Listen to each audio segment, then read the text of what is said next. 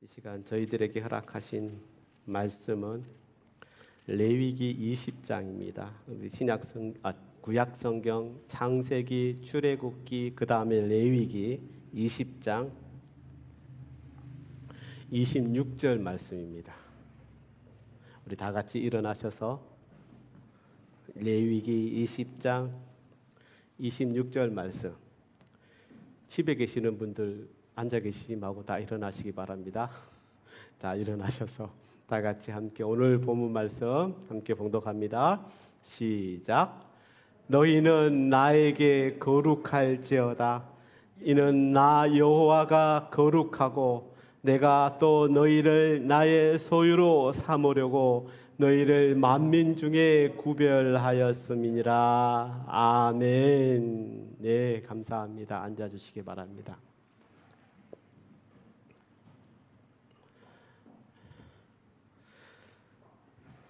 오늘 말씀은 지난주에 이어서 연속으로 진행이 됩니다.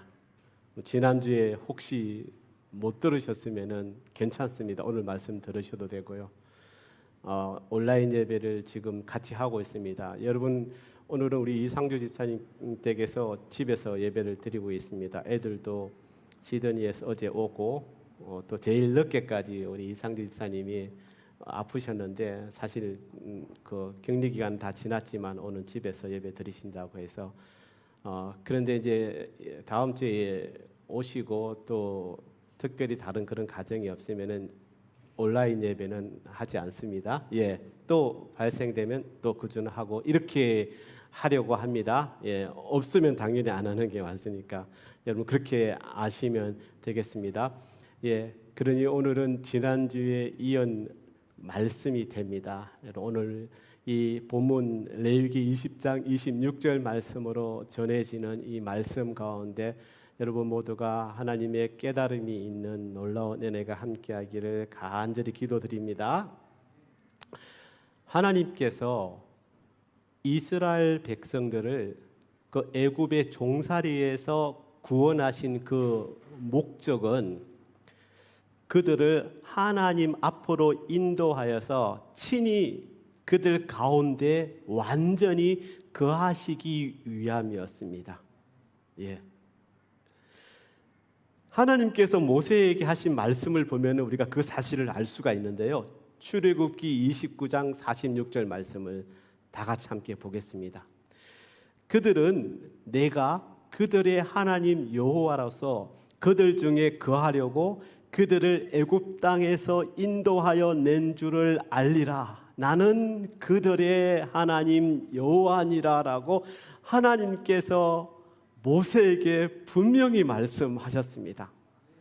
나는 너희들의 하나님 여호와다. 그래서 너희 안에 완전히 거하기 위해서 너희들을 애굽 땅에서 인도하여 낸 줄을 알아라라고 이렇게 직접 분명히 말씀하신 것입니다. 여러분, 그러니 다시 한번 분명히 말씀드립니다. 하나님께서 그가 창조한 모든 백성들에게 원하시는 것은 하나님이 원할 때만, 여러분들이 원할 때만 잠깐 들르는 그런 방문이 아니라 여러분 안에, 내 안에 계속해서 거주하시기를 원하신다는 사실입니다. 자, 이것을 여러분 잘 생각하면서 신약 성경 한 부분을 봅니다. 신약 성경에서 사도 베드로가 하신 말씀을 한번 봅니다. 베드로전서 2장 4절에서 5절 말씀입니다. 사람에게는 버림바가 되었으나 하나님께서는 택하심을 입은 보배로운 산돌이신 예수께 나아가 너희도 산돌같이 신령한 집으로 세워지고 예수 그리스도로 말미암아 하나님이 기쁘게 받으신 신령한 제사를 드릴 거룩한 제사장이 될지어다. 아멘. 이렇게 말씀하고 있습니다. 예, 지난주와 오늘 제가 말씀드리는 것을 보면은 여러분들에게 말씀드리는 것은 여러분들이 느끼게 될 때인데 우리 여호와 하나님, 우리 아버지 하나님께서 진짜 정말 가장 원하시는 것은 그가 거주할 그 곳이라는 사실을 우리가 알았습니다. 사도 베드로는 지금 읽은 이 베드로전서 2장 4절에서 그곳이 신령한 집이라고 말씀하고 있습니다. 그러니까 여러분, 우리는 어떤 것이 되냐면요, 아버지 하나님께서 친히 거하시기를 원하시는 그 집에 살아있는 벽돌과 같은 존재가 되는 것입니다. 근데 베드로는 또 여기서 하나님께서 거하실 곳으로서의 우리의 역할을 말씀하고 있는데, 그게 뭐냐면은 제사장이라고 표현하고 있습니다. 거하실 곳과 그 안에 제사장으로서의 우리를 연결시키고 있는 것입니다. 왜 베드로가 신령한 집, 하나님께서 거하실 그 곳과 또 우리를 제사장이라고 말하며 이 두 단어를 연결시키고 있을까? 왜 그럴까요? 잘 한번 생각해 보십시오. 우리 이미 알고 있는데, 심판받지 않고, 구약 성경을 보면요, 심판받지 않고 하나님 앞에 가까이 나아갈 수 있는 사람이 누구였습니까? 제사장이었습니다. 제사장뿐입니다. 구약에서 제사장의 정의가 많이 있습니다. 그 중에 제사장에 있어서 가장 중요한 부분은 뭐냐면은, 제사장은 성막에서 하나님께 가까이 나아가 수종을 전다는 것입니다. 이걸 한번, 여기는 없습니다. 제가 한번 찾아봅니다. 예, 여러분 한번 찾아보세요. 에스겔서 44장. 에스겔서 44장 13절 말씀, 구약성경 1222페이지. 예, 여기를 보면요, 이렇게 말씀하고 있습니다. 그들이 내게 가까이 나와 제사장의 직분을 행하지 못하며 또 내 성물 곧 지성물에 가까이 오지 못하리니 라고 표현하고 있습니다. 제사장의 직분은 내게 가까이 오는 직분이라는 것을 말씀하고 있는 것입니다. 15절도 보면요, 이스라엘 족속이 그릇 행하여 나를 떠날 때 사독의 자손 레위 사람 제사장들은 내 성소의 직분을 지켰은즉 그들은 내게 가까이 나와 수종을 들되, 이렇게 말씀하고 있습니다. 이게 제사장의 직분이 되는 것입니다. 우리가 여호와 하나님께서 거하시는 처소가 되려면은 당연히 하나님이 내 안에 거하시는 것이니까 내가 하나님과 가까이 하는 것은 필수 요건이 되는 것입니다. 그렇습니다.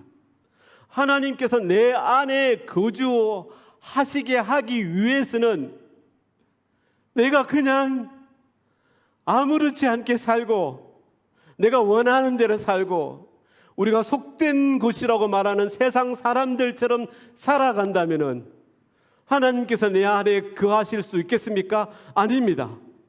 우리가 하나님의 거룩하고 두려운 임재 안에 설 수 있는 자가 되어야 한다는 것입니다. 누가 되어야 된다고요? 제사장이 되어야 한다는 것입니다. 그것을 말씀하는 것입니다. 베드로전서 2장 그 이후의 말씀, 2장 6절에서 8절 말씀을 우리가 또 계속해서 보겠습니다. 성경에 기록하였을 때 보라, 내가 택한 보배로운 모퉁이 돌을 시온에 두노니 그를 믿는 자는 부끄러움을 당하지 아니하리라 하였으니, 그러므로 믿는 너희에게는 보배이나 믿지 아니하는 자에게는 건축자들이 버린 그 돌이 모퉁이의 머릿돌이 되고 또한 부딪히는 돌과 걸려 넘어지게 하는 바위가 되었다 하였느니라. 그들이 말씀을 순종하지 아니함으로 넘어지나니 이는 그들을 이렇게 정하신 것이라 라고 말씀하고 있습니다. 좀 길었는데요, 이 베드로전서 2장 6절 8절 말씀에서 우리가 특히 중요하게 보아야 할 부분은 뭐냐면은 두 가지의 포인트가 나오는데, 첫 번째는 믿는 너희에게는 이라고 말씀하신 뒤에 그 뒷부분에 가면은 믿지 않는 자에게는 이라고 말씀하면서 그들은 뭐라고요? 순종하지 아니함으로라는 말씀을 우리가 주의 깊게 바라봐야 됩니다. 베드로가 여기서 말하고자 하는 것은 뭐냐면은 믿음이라는 단어와 불순종이라는 단어를 대비시키고 있다는 것입니다. 이게 얼마나 중요한 것인지.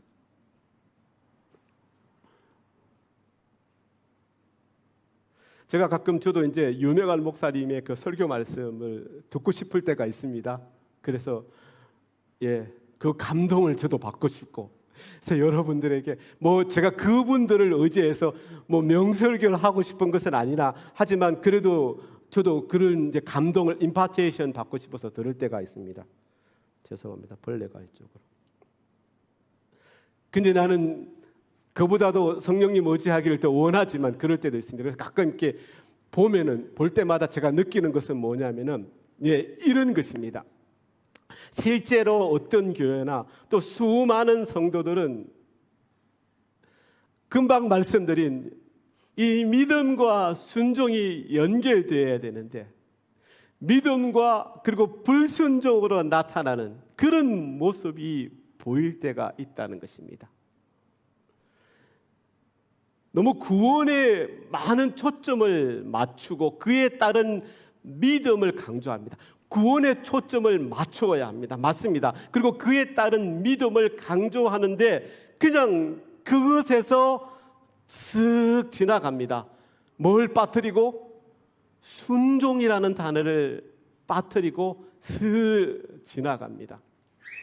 그래서 구원이라는 단어를 말하고 그리고 믿음을 강조하면은 그것으로 끝나는 것처럼 그렇게 말하는 그런 말씀을 들을 때가 있습니다. 그럼 저도 고개를 갸우뚱합니다. 사실 너무나 당연하게도 우리가 구원받기 위해서 세워져야 할 그 굳건한 믿음이 이루는 가장 중요한 것이 여러분 순종인데도 이것을 너무 자연스럽게 그냥 간과되도록 지나쳐 버린다는 것입니다. 그런 경우가 있습니다. 여러분 이게 우리 아버지 하나님께서 우리를 보실 때 만약에 그렇다면 우리의 가장 죄스러운 모습이 될 수도 있는데 그것을 알지 못한다는 것입니다. 여러분 제가 여기서 지금 말씀드리는 이 순종, 여러분도 늘 말하는 이 순종은요 그냥 어떤 조그마한 부분에서의 순종이 아니라 그리고 내가 원할 때 내가 생각할 때만 하는 그런 순종이 아니라 온전한 순종, 절대적인 순종을 말하는 것입니다. 우리도 순종 잘합니다. 제가 조금 전에 말씀드린 것처럼 부분적인 순종, 그리고 진짜 내가 필요할 때 하나님께 뭔가를 얻기 위해서 하는 그런 순종, 그런 상황에서의 순종을 우리는 얼마나 잘하고 있습니까? 그러나 지금 하나님께서 원하시는 내가 그 거처가 되기 위해서는 그리고 그렇게 하기 위해 꼭 필요한 성결을 위해서는 그런 부분적인 순종, 내가 원할 때만 하는 그런 순종이 아니라 온전한 순종이 되어야 한다는 사실을 말하는 것입니다. 여러분 이것은 지금 뭔가 잘못되어 있는 기독교 내 교회 내에서도 그 모든 많은 그리스도인들 중에서도 잘못되어 있는 이것이 지금 이 세대에서만 드러나는 것이 아니라 신약 시대에도 그 이전에도 마찬가지였던 것입니다. 우리는 믿는다고 너무 쉽게 말하지만 근데 여러분 이렇게 믿는다는 것은 여호와 하나님을 믿음으로 그분께 온전히 순종하는 것을 말한다는 사실을 우리는 잘 알아야 합니다. 여러분 그것을 알고 있으나 내 생각과 마음으로 온전히 실천하지 못하면 나는 그러면은 결국 무엇입니까? 불순종하는 삶을 살고 있다고 말할 수 있는 것입니다. 여기에 대해서 히브리서 기자도 분명히 말씀하고 있습니다. 히브리서 5장 8절에서 9절 말씀. 그가 아들이시면서도 받으신 고난으로 순종함을 배워서 온전하게 되셨은즉 자기에게 순종하는 모든 자에게 영원한 구원의 근원이 되시고라고 말씀하고 있습니다. 살아가는 여러분, 이 순종은요, 우리의 구원의 결정적인 요소가 됩니다. 그렇게 분명히 말씀하고 있습니다. 예수님도 똑같이 말씀하셨습니다. 여러분 너무 잘 알고 있는 마태복음 7장 21절 말씀. 나더러 주여 주여 하는 자마다 다 천국에 들어갈 것이 아니요 다만 하늘에 계신 내 아버지의 뜻대로 행하는 자라야 들어가리라. 아멘. 사실 여러분 이스라엘 자손들은요, 그의 부르심, 그 부름받은 사명에 부응하지 못하고 실패한 자들이었습니다. 왜? 받은 바 그 수많은 말씀에 불순종하였기 때문에.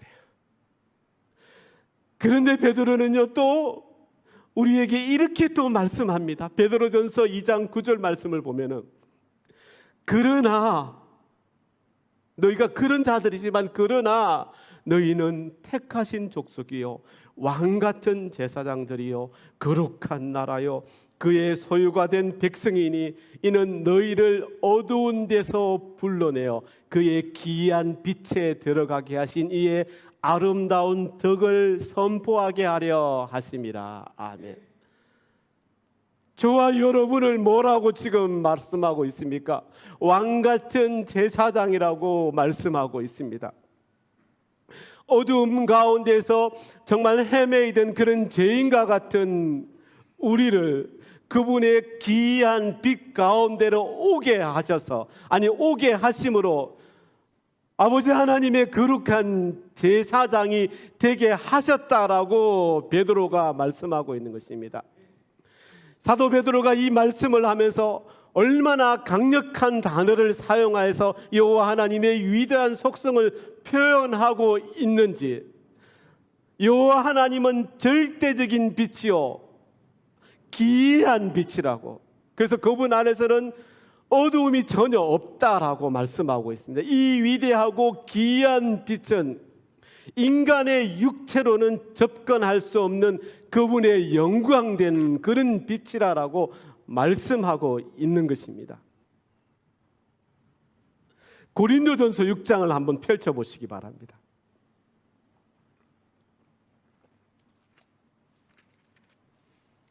제가 생뚱맞게 이 고린도전서 6장을 지금 여기 위에는 없습니다. 제가 다 그냥 지나가면 안 돼. 다 읽어드릴 테니까 보시고 눈으로 보시고 잘 들으시기 바랍니다. 그렇게 길지 않지만 좀 기네요. 자, 이 말씀 잘 들으면서 생각하시기 바랍니다. 너희 중에 누가 다른 이와 더불어 다툼이 있는데 구태여 불의한 자들 앞에서 고발하고 성도 앞에서 하지 아니하느냐? 성도가 세상을 판단할 것을 너희가 알지 못하느냐? 세상도 너희에게 판단을 받겠거든 지극히 작은 일 판단하기를 감당하지 못하겠느냐? 우리가 천사를 판단할 것을 너희가 알지 못하느냐? 그러하거든 하물며 세상 일이랴. 그런즉 너희가 세상 사건이 있을 때 교회에서 경히 여김을 받는 자들을 세우느냐? 내가 너희를 부끄럽게 하려 하여 이 말을 하더니 너희 가운데 그 형제간의 일을 판단할 만한 지혜 있는 자가 이같이 하나도 없느냐? 형제가 형제와 더불어 고발할 뿐더러 믿지 아니하는 자들 앞에서 하느냐? 너희가 피차 고발함으로 너희 가운데 이미 뚜렷한 허물이 있나니 차라리 불의를 당하는 것이 낫지 아니하며 차라리 속는 것이 낫지 아니하냐? 너희는 불의를 행하고 속이는구나. 그는 너희 형제로다. 불의한 자가 하나님의 나라를 유업으로 받지 못할 줄을 알지 못하느냐? 미혹을 받지 말라. 음행하는 자나 우상 숭배하는 자나 간음하는 자나 탐색하는 자나 남색하는 자나 도적이나 탐욕을 부리는 자나 술 취하는 자나 모욕하는 자나 속여 빼앗는 자들은 하나님의 나라를 유업으로 받지 못하리라.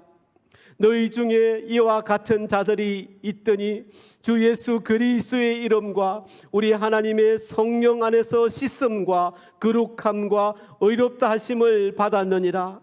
모든 것이 내게 가하나 다 유익한 것이 아니요 모든 것이 내게 가하나 내가 무엇이든지 얽매이지 아니하리라. 음식은 배를 위하여 있고 배는 음식을 위하여 있으나 하나님은 이것 저것을 다 피하시리라. 몸은 음란을 위하여 있지 않고 오직 주를 위하여 있으며 주는 몸을 위하여 계시느니라. 하나님이 주를 다시 살리셨고 또한 그의 권능으로 우리를 다시 살리시리라. 너희 몸이 그리스도의 지체인 줄을 알지 못하느냐?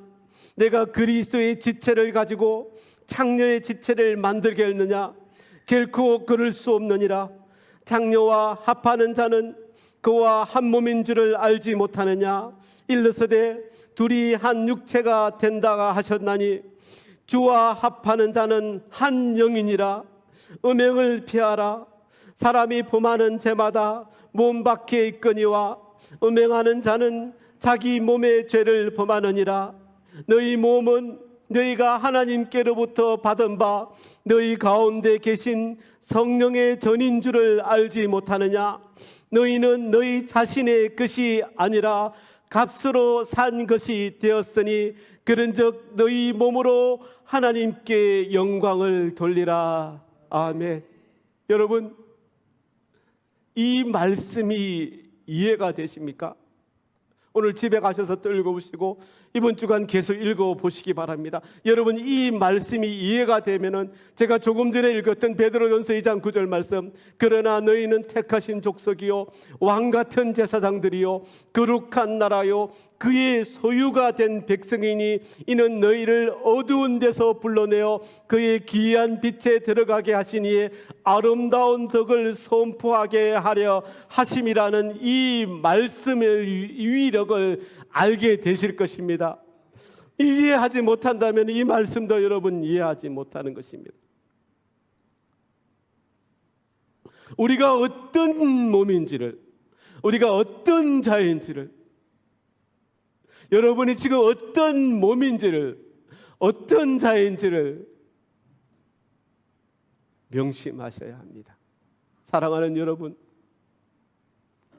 지난주에 이어서 지금 우리가 무슨 작업을 하고 있는지 제가 처음에 시작하면서 말씀드렸죠. 무슨 작업을 하고 있습니까? 네, 우리는 지금 자기 백성 안에 거하시겠다는 하나님의 약속을 깊이 지금 헤아리고 있는 중입니다. 내 안에 거하시기를 원하는데 내가 어떤 자가 되어야 하는지를 지금 우리가 헤아리고 있는 중입니다. 여러분, 다시 출애굽기로 돌아가서 한번 생각해 봅니다. 여기서 우리가 먼저 여러분 상기해야 될 게 있는데요.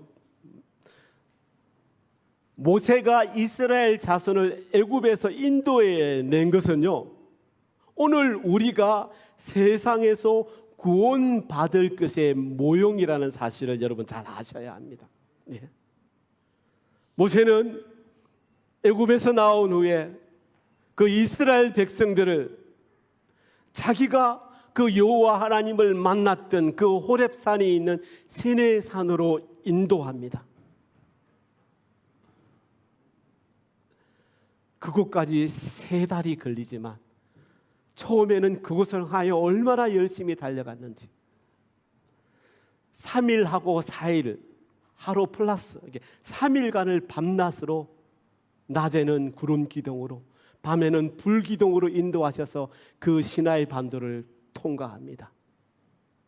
숫굿의 집합에서 에센 계올까지 그 홍해 끝나는 그 부분에 거기까지 정말 열심히 거의 하루에 수십 킬로를, 그 많은 사람들이, 그래서 이해하지 못하는 사람이 있습니다. 도저히 불가능한 일이 일어났다고. 하나님의 능력이 불가능하겠습니까? 200만 명 가까운 사람이 그 거리를 3일 동안에 주파하고 거기서 첫 장막을 세웁니다. 근데 그렇게 바로 넘어가면 될 건데 땅으로 갑자기 방향을 돌려서 그 홍해로 밑으로 또 달리기 시작합니다. 3일 동안은. 그리고 이제 홍해를 건너갈 그 바닷가 앞에 그 넓은 지역, 그곳에 모이게 됩니다. 그리고 뒤를 돌아보니 애굽 병사들이, 왕의 정예 부대들이 600대의 마차가 그들을 다시 잡아가려고 쫓아오고 있습니다. 그리고 홍해를 건넙니다. 그런 다음에 3일 길을 가는데 물이 없어서 그 200만이나 되는 사람들이 그 뜨거운 그 사우디아라비아, 지금 아라비아의 그 사막 가운데서 어떻게 할 줄을 몰라 하고 있을 때, 하나님은 그 마라의 샘에서 그 썬물을 단물 되게 하시고 그들에게 생수를 제공해 주시지 않습니까?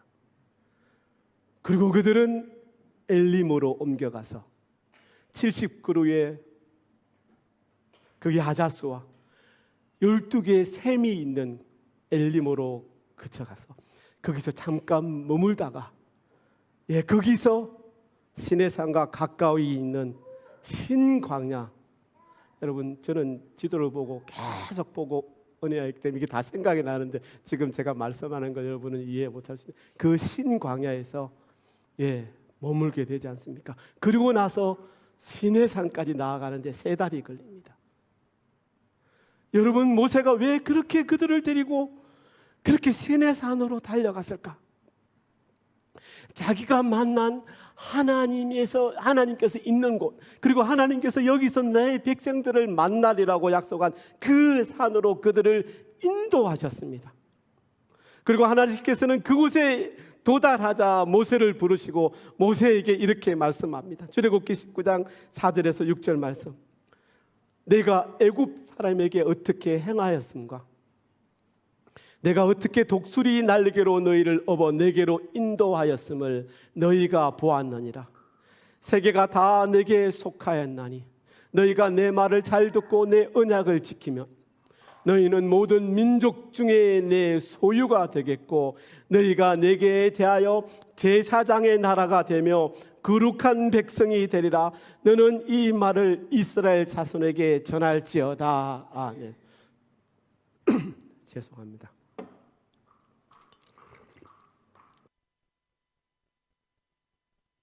하나님은 그렇게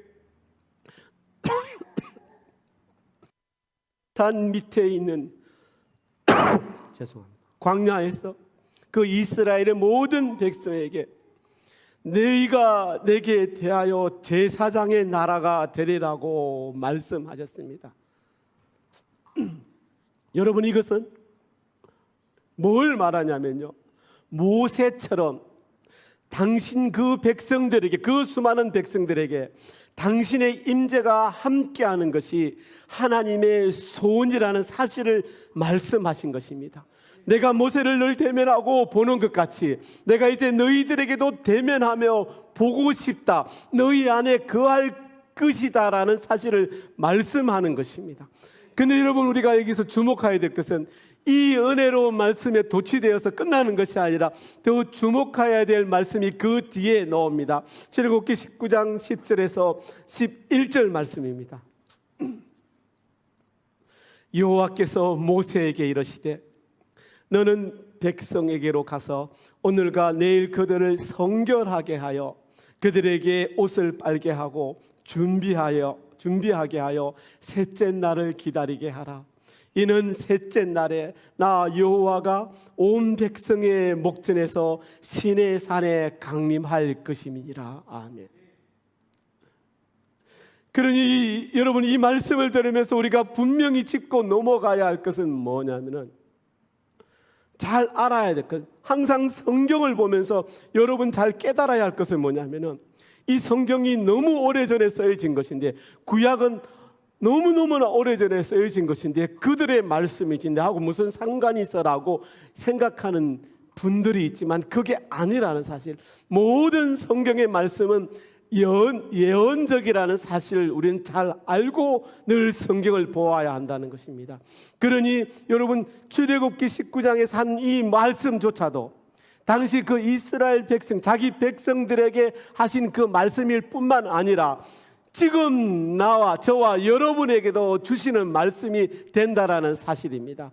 예, 그렇습니다. 여호와 하나님은 그들 앞에 강림하시겠다고 말씀하셨습니다. 그리고 그 영광된 순간을 맞이할 그 이스라엘 자손들은 그 순간을 위하여 먼저 그들 스스로 성결하게 되어야 했습니다.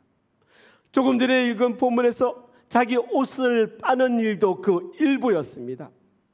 여러분, 이 말씀은 이스라엘 백성들에게만 한 것이 아니라 곧 우리에게도 하신 말씀이 되는 것입니다. 분명히 그 연관성이 있는 것이 사실입니다. 나 여호와가 너희들에게, 내 여호와 하나님이 너희들에게 거하시기를 원한다. 아멘. 이것으로 끝나는 것이 아니라 정말 여호와 하나님께서 나에게 거하시기를 원하면은 내가 어떻게 해야 하는지 그 말씀을 아까 출애굽기 19장 11절, 10절, 10절에서 말씀한 것입니다.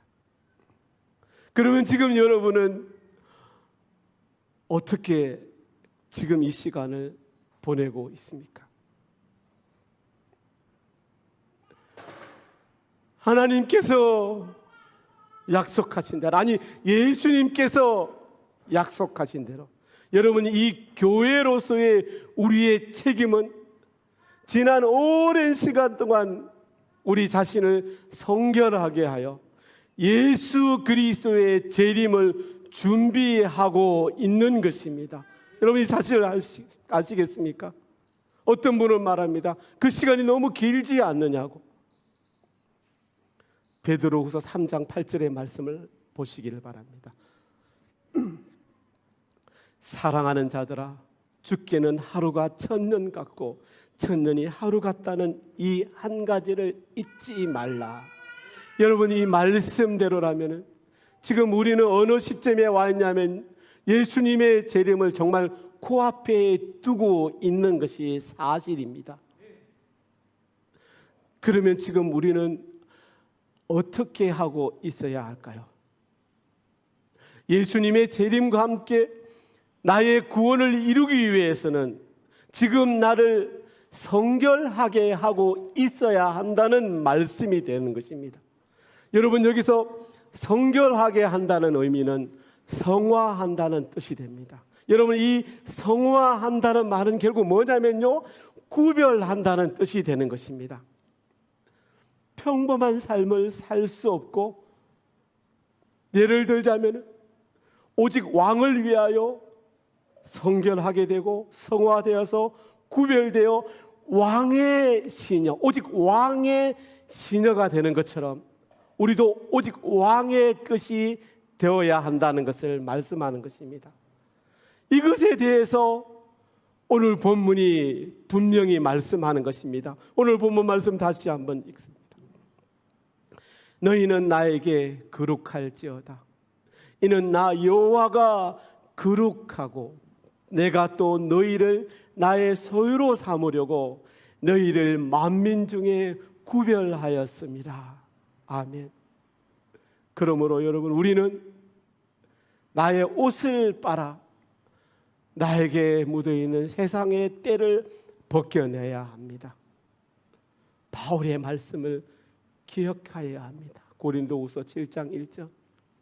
그런즉 사랑하는 자들아, 이 약속을 가진 우리는 하나님을 두려워하는 가운데서 거룩함을 온전히 이루어 육과 영의 온갖 더러운 것에서 자신을 깨끗하게 하자. 모세가 이스라엘 자손에게 물리적인 옷을 빨라고 그렇게 명한 것처럼 바울은 우리에게 육과 영의 옷을 빨라고 말씀하고 있는 것입니다. 그런데 여러분, 이 일은 누가 대신해서 하여 주는 것이 아닙니다. 절대 대신해 줄 수가 없습니다. 나 스스로가, 우리 스스로가 반드시 해야 하는 일입니다. 우리의 몫이라는 사실입니다. 근데 지금 우리의 모습은 어떻습니까? 하나님의 자녀라면 예수 그리스도를 본받겠다고 다짐하는 그리스도인이라면, 내가 그리스도인이라면 이 모세와 바울의 말씀처럼 나의 이 육과 영을 온갖 더러운 것에서 깨끗이 씻어내는, 계속해서 씻어내는 그런 성결한 삶을 살고 있어야 하는데, 그래야 하는데, 그리스도인은 운을 믿기도 하고, 그리스도인인데도 가정에 문제가 있고, 그리스도인인데도 사기도 치고, 그리스도인인데도 도둑이 되고, 그리스도인인데도 알코올 중독자도 되고, 그리스도인인데도 살인자가 되기도 합니다. 사도 베드로는 이런 우리에게 간절히 공고하며 이 말씀을 합니다. 베드로전서 1장 15절 말씀. 오직 너희를 부르신 거룩한 이처럼 너희도 모든 행실에 거룩한 자가 되라. 아멘. 그러니 여기서 우리가 아주 중요하게 깨달아야 할 사실 하나가, 이제 그 거룩함이라는 것은 한편에서만 된다고 다 이루어지는 것이 아니라 양쪽에서 맞아 떨어져야 한다는 것. 즉 거룩함이란 하나님과 나 사이의 협력의 문제라는 사실인 것입니다. 먼저 예수님은 분명히 말씀하셨습니다. 우리의 거룩함이라고 말씀하셨습니다. 고린도전서 1장 30절을 보면은 너희는 하나님으로부터 나서 그리스도 예수 안에 있고 예수는 하나님으로부터 나와서 우리의 죄와 어려움과 거룩함과 구원함이 되셨나니라고 분명히 말씀하였습니다. 그러면 우리는 어떻게 해야 됩니까? 우리도 그렇게 해야 되는 것입니다. 데살로니가전서 3장 4절하고 7절 말씀을 보면은 하나님의 뜻은 이것이니 너희의 거룩함이라 곧 음란을 버리고 각각 거룩함과 존귀함으로 자기의 아내 대할 줄을 알고, 그리고 7절에 가서 하나님이 우리를 부르심은 부정하게 하심이 아니요 거룩하게 하심이니. 아멘. 하나님께서 우리에게 이렇게 큰 은혜를, 우리에게 꼭 필요한 은혜를 주셨습니다. 그러면 우리는 그 은혜를 보며 감사함으로 끝나는 것이 아니라 우리가 나설 차례가 되는 것입니다. 우리도 그 은혜를 힘입어 나 자신을 스스로 깨끗하게 함으로 하나님 앞에 나아가 그 하나님과 협력하는 자가 되어야 한다는 것입니다.